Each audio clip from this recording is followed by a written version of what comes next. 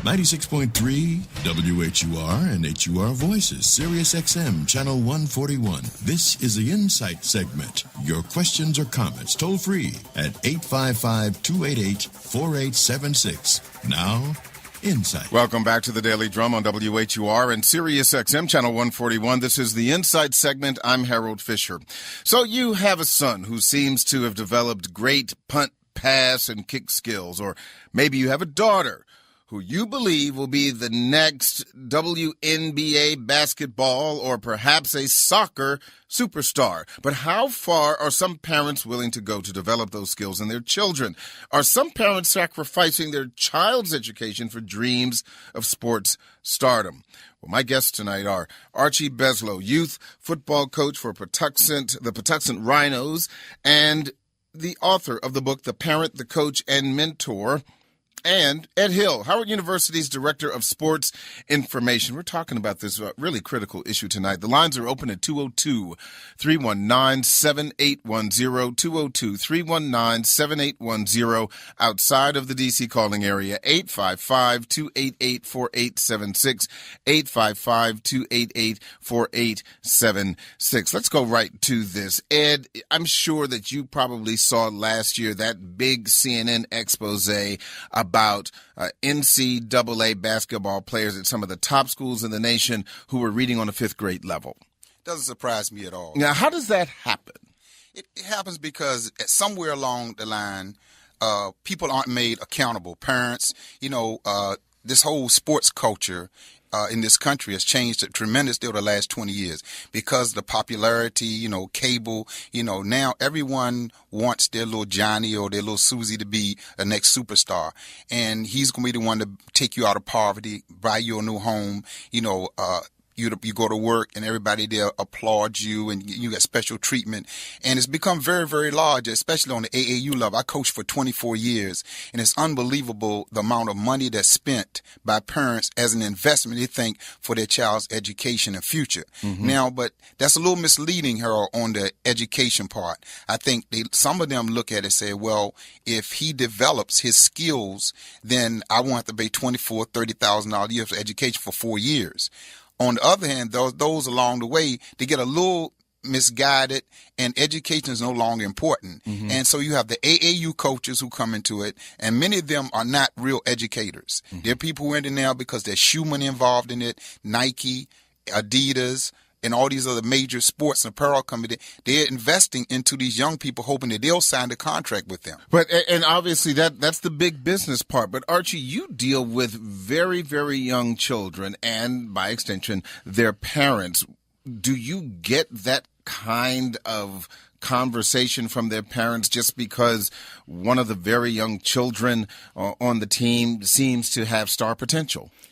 Yes, I do. Actually, I'm Coach Archie, and I represent the Patuxent Rhinos. What I do different from a lot of other coaches, man, I play all my kids. Mm-hmm. I don't specialize in the superstar kid because these are kids. A lot of parents are driven by these top athletes thinking that their babies are going to be phenoms. But at the end of the day, you're losing insight that the younger kids need more academics. They need more structure. They need more life lessons, talking about life instead of telling the kids you have to get a scholarship. And a lot of these superstar kids, they're not getting the book. They're not making the grade.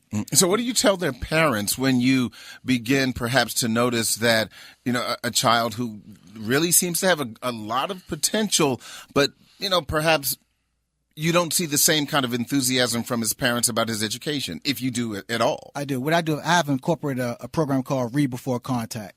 What I do is I do mandatory reading on Mondays. All my athletes. So what that does is it bridges the gap between my superstar athletes and my A students. So in return, what happens is I uplift education. Mind you, I coach football just to use it as a vehicle to get our kids educated. Mm-hmm. That's it. I can care about winning. I can care about losing. I just focus on academics. I had a lot of dads say, well, I want my son to be a tight end. I said, well, I want your son to read 2 chapters in this book for me on Monday. And what did they say? They'll look at me crazy. Well, my son come here to play football. I said, well, Dad, if he's going to play for Coach Archie, he's going to read a book every Monday. And he's going to stand before his peers and let me know what he read.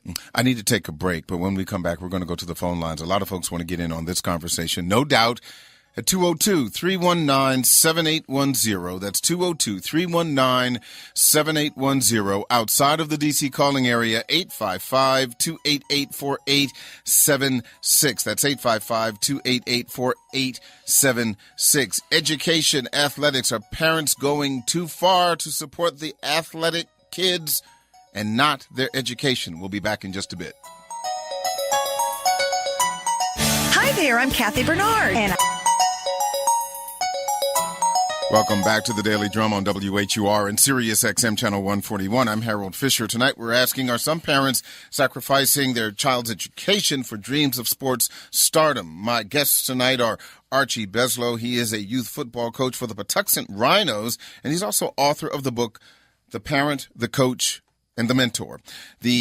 And Ed Hill, Howard University's Director of Sports Information. Lines are open. If you can't get through, please keep trying. I promise I will get to you even after 7:30 when we continue on Sirius XM Channel 141. The lines are open at 202-319-7810. That's 202-319-7810. Outside of the D.C. calling area, 855-288-4876.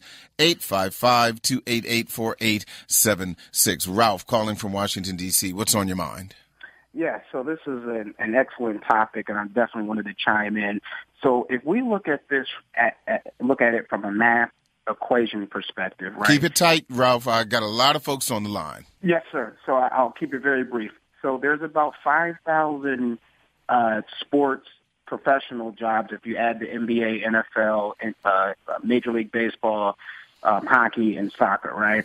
And there's about 31 million males in the United States from the age 0 to 14. Mm-hmm. So if our parents look at it from that equation, the possibility of these 31 males making it to one of these professions is astronomical. Yeah. But if we look at the professional rank positions, your CPAs, your doctors, your lawyers, there's millions of those type of jobs available. So if we really put it in a math perspective and really look at these numbers and averages, and we explain to our kids and push them to get involved in maybe STEM programs and just from an educational standpoint, then I think we can reverse the trends of parents really pushing kids into the sports world. Let's hope so, Ralph. Thank you so much. But come on, Ed, when you've got the next LeBron James, because that's my child.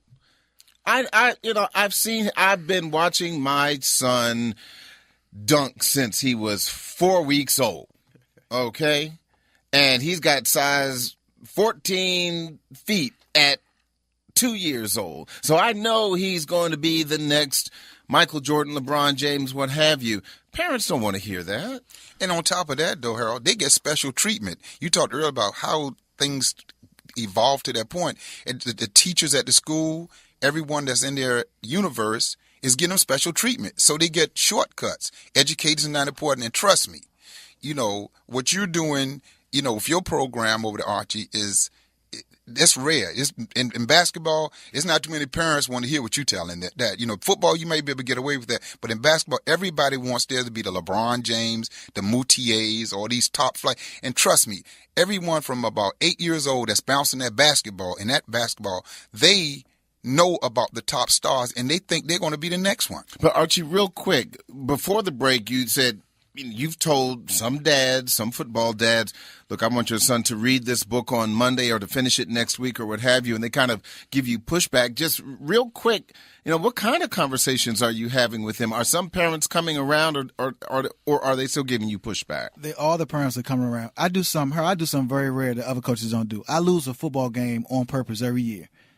And parents just look at me crazy. And all that. I would too. I know, right? Yeah. Mm-hmm. But my premise is I want to teach our kids how to lose and how to recover, because you lose more in life than you win. And that's just my perspective. And as it relates to them reading their books on Monday, I'm trying to teach the kids a gambit of everything that they need in life. I'm just trying to arm these kids with all the education I can possibly arm them with. I appreciate that. If you are on the phone, please do not hang up. That includes Wilson from Manassas, Brian from Laurel, Dolores from Chantilly, Chuck from Baltimore, and Reggie from Richmond. Please stay with us. The Daily Drum will continue on Sirius XM Channel 141. I'm Harold Fisher. Jeff Brown is next with the original Quiet Storm on 96.3 WHUR. More of this conversation next on Sirius XM Channel 141. The Howard University Radio Network is WHUR 96.3 FM, WHUR World 96.3 HD2, student-run WHBC HD3, GlassHouseRadio.com, SiriusXM Channel 142, HBCU, and SiriusXM Channel 141, HUR Voices, Washington. Welcome back to the Daily Drum on Sirius XM Channel 141. I'm Harold Fisher. Tonight we're asking if some parents, are they sacrificing their child's education for dreams of sports stardom? Well, my guests tonight are Archie Beslow. He is a youth football coach for the Patuxent Rhinos. He's also author of the book The Parent, the Coach, the Mentor. Also, Ed Hill, Howard University's Director of Sports Information. Lines are open at 202-319-7810, 202-319-7810, outside of the D.C. calling area, 855-288-4876, 855-288-4876. Let me quickly go back to the phone lines. Reggie calling from Richmond. Hey, Reggie, how are you? Hey, my friend, I'm glad that you're talking this conversation because, first of all, that scholarship is only for 1 year. It has to be renewed. Academic scholarships for 4 years. If you don't believe me, the Kentucky men's basketball coach made a comment 2 years ago when they had a poor team that he said, gentlemen, you have to graduate because I have another class coming in. Now, what did that say to those parents when he promised them that they were going to be for a 4-year ride, but yet they didn't do well, and guess what? He pushed them out the door. Wow. 1 year. That's it? Just That's it. Wow. Academics, you can go to a 4-year school for 4 years free on an academic scholarship. But every year you have to renew that scholarship to play sports every year. And then get rid of you for any. If a new coach comes in, guess what? You're gone. We had a situation here in Radford where 2 young ladies played basketball. The new coach didn't like their style. He said, we don't need you no more. Y'all have to go. Wow. Reggie, thank you so much. Here's the thing that mystifies me, Ed. How is it that an athlete, good or great, can move through middle school, high school, get to college, and can't read above a 5th grade level? Is anyone asking the athletes whether or not they can read? Is anyone giving them a book like Coach Archie and saying, read this? Well, if you look at the system, educationally from middle school, high school, because of budget cuts, the counselors who were once there, Harold, that monitored that kind of thing in terms of your core curriculum, the classes you're taking in preparation, for college, the SAT or ACT, there were people that cared about that and monitored that. You also had teachers who were master teachers and they stayed on top of that type of thing. But now the system has changed and now the athletes are no longer accountable. And plus you add to that, the coaches, especially on the basketball side, are no longer in the building. And in some cases, football because of budget cuts and they have jobs somewhere. So that coach that was there, that was the athletic director that made sure you went to class, made sure the teacher in English, that you were doing the things they're no longer there. So there's not accountability. So they slide you through the system. As long as you're coming to school and you're showing up for class, it doesn't matter if you're excelling or not. And let me quickly tell you something now. Mm-hmm. A few years ago, when the whole thing of Proposition 48 came up, when they started making athletes accountable in terms of getting scholarships at Division I schools. The Rainbow Push Coalition got together and they came to me and they said, look, we want to do a free SAT prep on your campus. And what we'll do is we're going to advertise it. And it's going to be for high school coaches, athletic director, parents. We're going to invite them here. All the kids will get a free SAT prep. We will have people here to go over the test with them and tell them where they need to work on. We'll give them peace, and we'll sit down with the parents and do something on financial aid. Mm-hmm. I went out to every athletic director, all the schools, publicized it. That Saturday, it was on a Saturday morning, which was probably a big mistake for inner city. But at any rate, that Saturday morning, it was started at 8:30. 95% of the students who showed up were from Northern Virginia, Montgomery County, and they were not athletes. And with that said, so that goes back to, the question, what's going on in the African American community when it comes to these kinds of things? Because our history says, well, education is the key that's going to set you free. Has that mentality changed? Is it now, Adidas and, Under Armour and hardwoods and pigskins that are going to set you free? I simply think, man, it's our culture. And I'm going to go ahead and jump out there, Harold. You said I can jump out there. Please, go ahead and jump out there. I seriously think that, and it's all people, we need to slow down, stop thinking about ourselves as adults, because it's selfish. It's selfish to say I want my young man or my young lady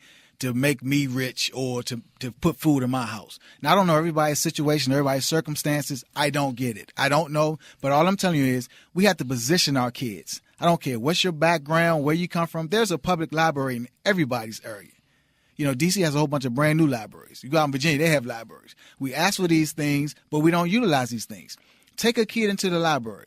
Have them read books. You'll be surprised if a kid pick up a book, he might want to turn out to be a photographer. He might want to turn out to be an anchor person. Let's stop telling our kids what they should do. Let's put them in a position where they can actually figure out things on their own. Kids are very intelligent. You just got to give them the opportunity to let their minds open up for themselves. Let me go back to the phone lines because I want to make sure that we hear from our listeners, and a lot of folks want to get in on this conversation. 202-319-7810. 202-319-7810 outside of the D.C. calling area, 855-288-4876, 855-288-4876. Brian calling from Laurel. Thanks for calling. What's on your mind? Hey, guys. How you doing? Doing fine. I want baby to hear your feedback because I don't have excellent radio, but I do want to share the fact that in some predicaments you have to put yourself in some of these parents' shoes. Some of these parents, they do want their kid to get out there and do the best.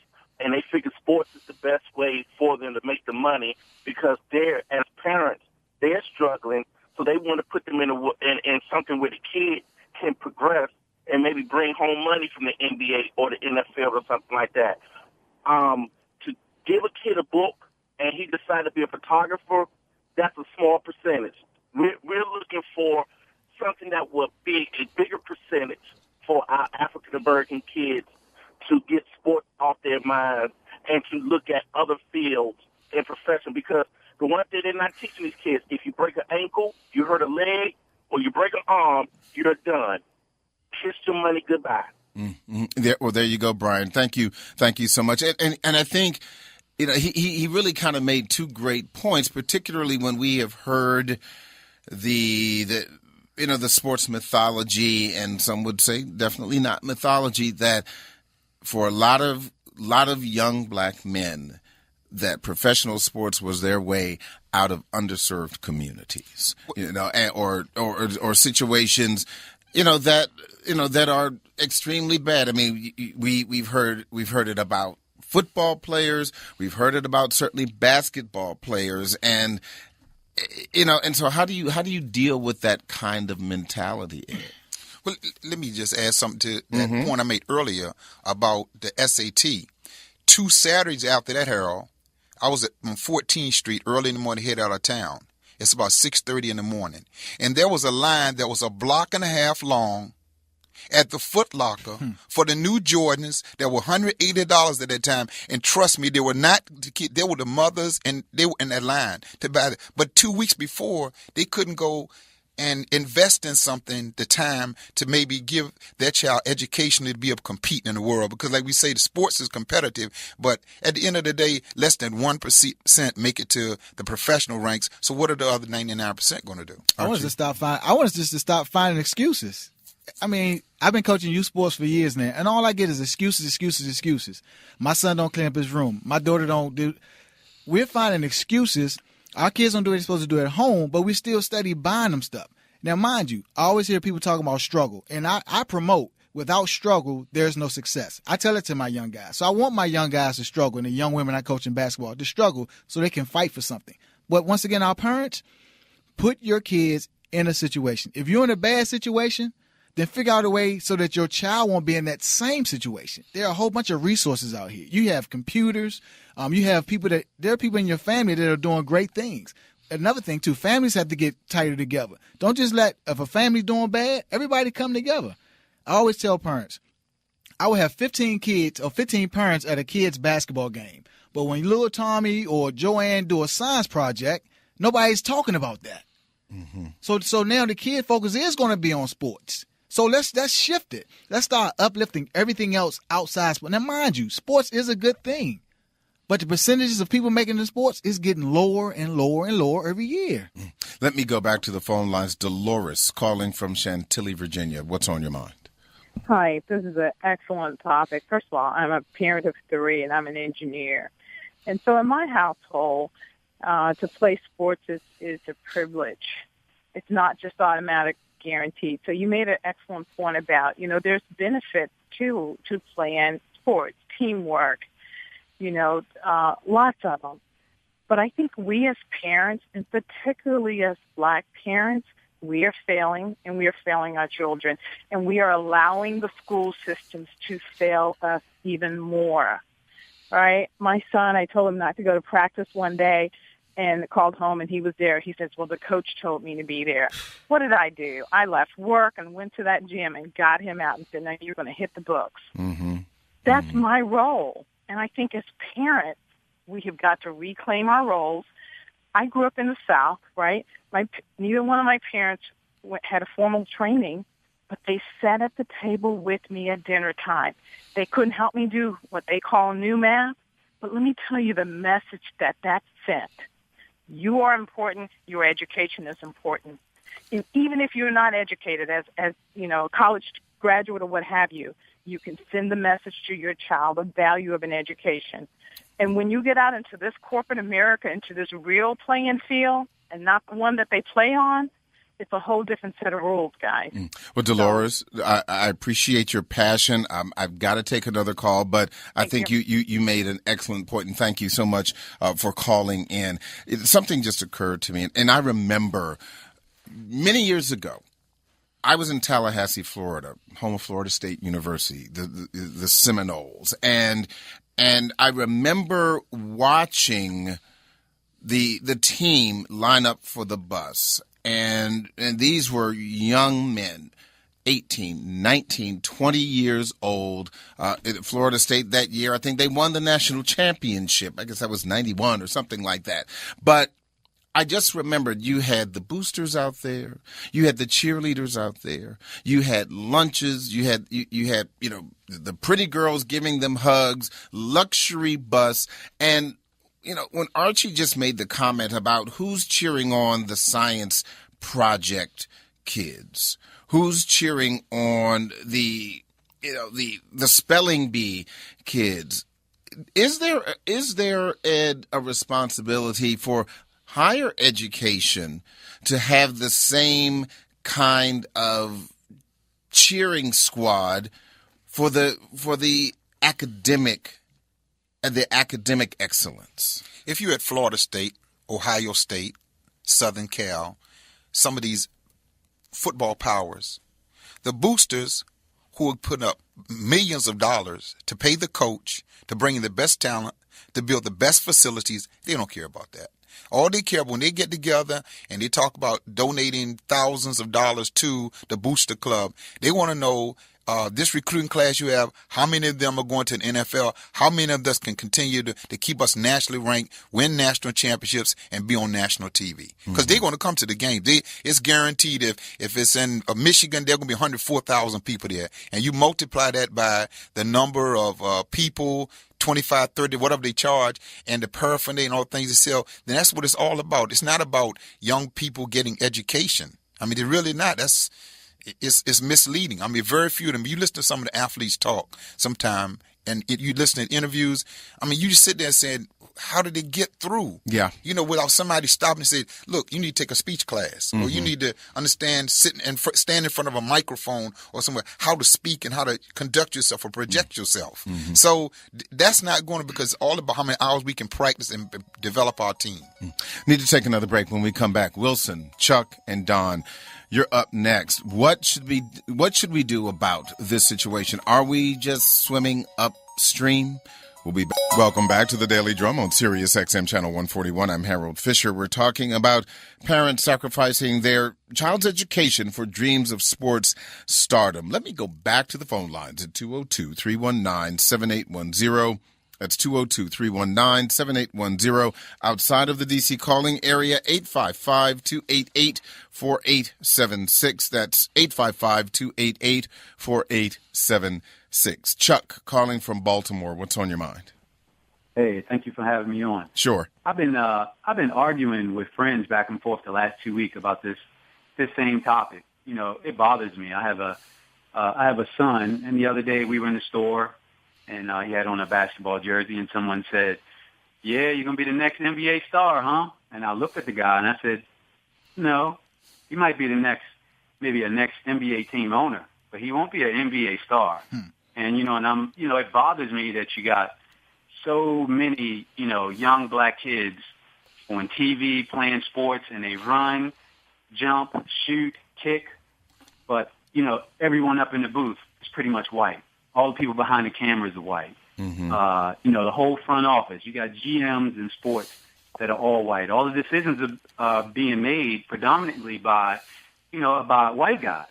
And that bothers me, and I would like to see parents put their kids into sports, because like one of your hosts said, sports is a great thing for kids, but there's other things you can do besides shoot. One day you can be a sports doctor, you can be a team owner, you can be a GM, you can run the cameras at a game, you can be an NBA, NFL referee. There's millions of jobs within the industry. You don't have to be just that one. Mm-hmm. And that just really bothers me. Well, Chuck, thank you. I'm glad you're having me on here. Mm-hmm. Your two hosts on there are like nailing everything they're saying. They're nailing it, and I'm thankful for what they're doing for the kids in the community. But I'll definitely say, I'll put my name out there, Chuck from Baltimore, that I will definitely do something for these young black males and females out there to make a difference. Well, Chuck, definitely will. Thank you so much. I appreciate your phone call. Archie, go right ahead. Just to piggyback, that's something else I do. I do a thing. I go to school. I do school visits every Monday and Tuesday. Mm-hmm. Whether the kid is a great athlete, not athlete, on my team, not on my team, I do school visits every Monday and Tuesday. And what I do is I challenge people. I challenge parents. The majority of us have at least 2 weeks of vacation. Some parents say, "Well, I don't have the schedule like you." Once again, we find excuses. If you have 1 day of leave, just think about it. If you have 30 kids in a classroom, and each one of those kids' parents take 1 day of leave and sit in that classroom, we all grew up around kids. There's not going to be a lot of disrespecting going on in the classroom. The kids are going to focus because my friend Tony Mother's going to be in the class today. So, okay, if Tony Mother's in the classroom, I'm going to chill today. Tony Mother here, man. Mm-hmm. Just think about it. We started a movement by having parents actually attend these classrooms, sit in these classrooms. These kids are not going to disrespect, especially someone. If you identify the kid that's causing the trouble in the classroom, invite his friend's parents and let her sit in the classroom, the father sit in the classroom. Watch how that changes the situation. Mm-hmm. Ed, what happens when you have a promising athlete who, even from your professional position, you look at him or her and you say, that young man or that young woman is destined for sports greatness, and then they break a leg? Have you seen that? What or something has happened to them that permanently alters the trajectory away from sports stardom? What kind of conversations do you have with them? I know of a specific situation with a young man who at a very young age was highly touted as one of the best players in the country, and people start exploiting that. He would go from this organization to that organization. He'd get angry with the coach, or he felt it wasn't the best, so he continued to go to school after school. And he went from being on the cover of a national magazine as a youth and being tabbed as one of the top players to he must have gone to 4 different high schools in 4 years, and he went to 2 different colleges, none of them Division I, and now he's just out, not close to a degree, and it's a sad story. And there are far too many of them that have happened, especially in the inner cities across the country, but especially here in D.C., because there's a difference for the basketball. Because people here, it's a fever about basketball. I know many people, the Washington Redskins, we have the fans, but basketball here is unbelievable how the enemies that develop from among coaches, parents. And so in all of that, I'm saying, Harold, is that we lose the focus about their total development as young people. You know, one of the things I used to do with my AAU program, we would travel all over the country at 10, 11, 12 years old. We get in a rented van, 15 of us in a minivan, and we go to New York, or we go to national tournaments in Las Vegas, or we go to tournaments up Niagara Falls, Orlando, Florida. And everywhere we traveled, they had to do an assignment on the things they experienced. We would go to the different museums. We would go to various educational places, and it became so. A lot of those groups, they went on. Some of them now have graduated from, Cal Berkeley, from Brown University. They now successful husbands. And so I also have some who are incarcerated, some who lost their lives. But the point is that we have to make an effort to try to reach them, because we can't no longer say, okay, the parents aren't doing what they're supposed to do. We have to put an extra effort in if we really truly care and want to make a difference in our community, because we're losing them. Don, calling from Woodbridge, Virginia. What's on your mind? Hey, Harold, I really enjoy your show today. Well, thank you so much. I was telling the young lady earlier that I came from Texas, and I'm one of the parents that went through that with my son. I was blessed because my son was very intelligent, and he ended up getting Division I scholarship, graduated from Georgia Tech. But along that road, during recruiting, we had an opportunity to go to other schools, Michigan State, Ohio State, Notre Dame, and we met guys that were out there playing. And you talk to them, and you'd be surprised. Less than half of these guys graduate from college. And the only hope that they have is that I get an opportunity to go to a trial. I get an opportunity to make a practice squad. And when you ask them, well, son, did you graduate? Because the kids that I used to train and coach, my goal was them, hey, look, guys, there's 116 Division I schools, but there are over 3,000 colleges that you can get a degree at. It doesn't matter if you're in front of 500 or 50,000. It's still football. Mm-hmm. And the hardest thing that you really got to get parents to understand is that that's only a one-shot deal. It would be great if you can get those guys that have gone through it, because I know here in Woodbridge, there are 4 gentlemen that went to the pros, played a couple years. Their playing days are over with from the injuries. Yeah. But none of them have scholarships. You mean degrees? I'm sorry, degrees, degrees. And none of them, no one talks to them about coming back to those schools and telling guys the importance of getting that degree. Yeah. Because you never know what happens. Thank you for your time. Thank you, Don. Go ahead, Archie. You were going to say something. Just basically, man, all in a nutshell, we as parents and these coaches, my book, The Parent, the Coach, the Mentor, man, I wrote this book solely based on the youth aspect of it, because I see a lot of our kids are actually being used by these fathers that are coaching because their son is great, and they're losing sight of all these other kids. And it's just wrong, because all these younger kids look up to us as like they're big brothers, like their father figures. So they really are looking for us for more than just the coaching aspect of it. They're really looking for guidance. And I think it's a disservice if the coach just on a youth level, if they really just focus on these wins. So how do we get parents, fathers specifically, obviously, but all parents to refocus? Because I'm sure you're not saying don't be enthusiastic about an athletically talented Not at all. child. Not at all. But how do you get them to provide balance with, for their children? Right. Go to archiebeslow.com. That's my website. I'm sorry, Harold. Enough is enough. Because truth be told, Harold, I came up with my website I'm trying to start a movement. I'm trying to change the way that parents think and the way that these youth coaches think. Mm-hmm. And on my website, I have a whole bunch of insight and direction. I have a whole bunch of pledges, just different things to start getting our parents and our coaches in line with what we need to be with these kids. The days of just run a whole bunch of laps, sweat it out. Let's start teaching these kids life things. Let's direct them to reading. Let's uplift academics. Let's make academics fun on the practice field. Last phone call, Wilson calling from Manassas. Thanks for calling. What's on your mind? Hey, how are you? Thank you so much for having me on the phone. Sure. I'm actually, I agree with a lot of the points that have been made over there, but I think one of the main issues that we have to address is it is hard. But you know what? We have to really get the coaches, okay, to be educated and get the parents to be educated. Because there is a lot of dishonest coaches out there who really give false ideas and false hopes to these kids. Okay? I come from a background, I'm Colombian, to be honest with you. I'm Colombian. Okay. And I want to Chile. I played semi-professional soccer in Colombia. And I came to this country in 1989. Since 1990, I've been coaching in this country. And I have seen so many kids go back and forth. And many of them, okay, made it to college, play soccer, got careers, got companies right now and all this stuff. And they say, thank you, Wilson, for what you did.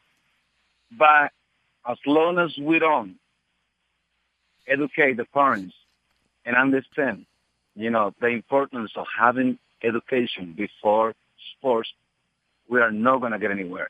And unfortunately, this country, okay, and I'm not trying to back mouth about this country. In this country, it's a culture, that money is everything. Oh, there you go. Wilson, I got to let you go. Ed, I'm going to let you have the last word.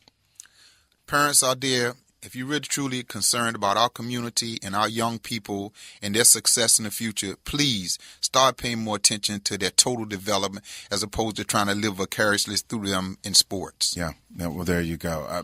Again, education is the key. And like you said, it's a really big funnel for professional sports. And even if you start dropping young people into that funnel in the early years, the tip of that funnel is really, really tight. Yeah, it's hard to get through there. Gents, I want to thank you so much, Archie Beslow and Ed Hill. Thank you both very much for coming in. I appreciate it. Thanks for having me. Thank you, sir. That is the Daily Drum on Sirius XM Channel 141 for this Thursday, August 7th. I'm Harold Fisher. You can reach me at hfisher@whur.com, on Facebook at Harold T. Fisher, or Twitter at hfisherwhur. Now, stay tuned for the Hang Suite. Good night. The Howard University Radio Network is WHUR 96.3 FM, WHUR World 96.3 HD2, student-run WHBC HD3, GlassHouseRadio.com, SiriusXM Channel 142, HBCU, and SiriusXM Channel 141, HUR Voices, Washington. Baby, can I touch your body?